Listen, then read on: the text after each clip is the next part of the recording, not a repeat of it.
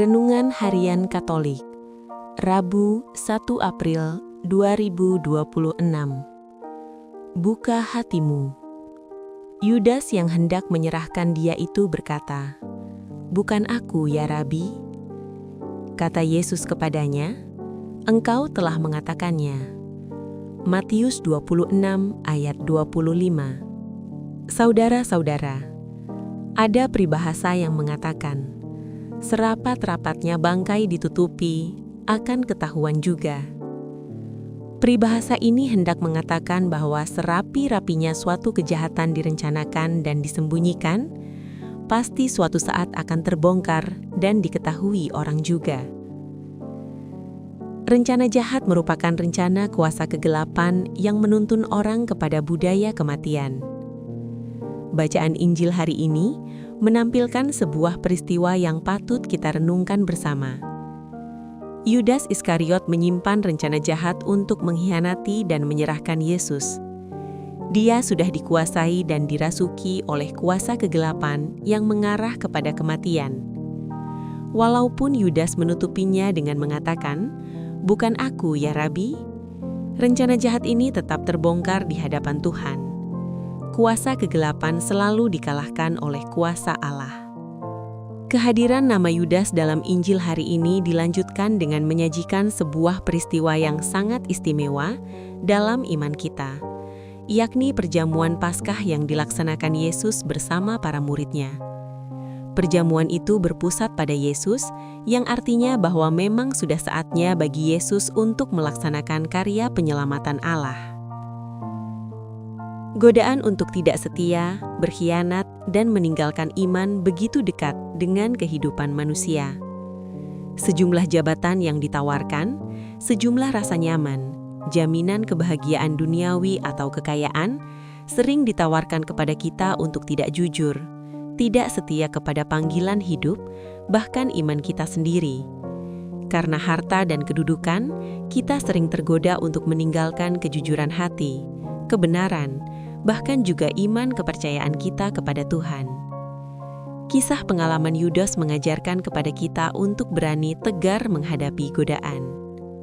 Bagi kita, peristiwa tersebut adalah sebuah anugerah yang besar bagi Allah. Dengan demikian, kehidupan iman kita akan Kristus menjadi satu-satunya arah dan tujuan hidup kita.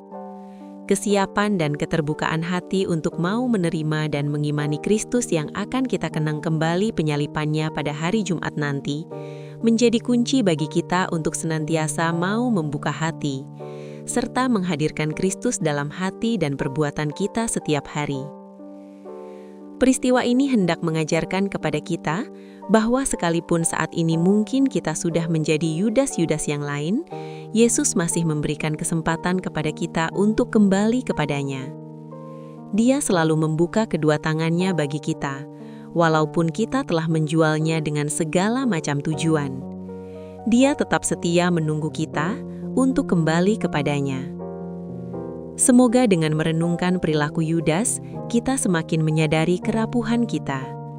Kita diundang untuk membuka hati, serta memperbaharui diri dan bertobat.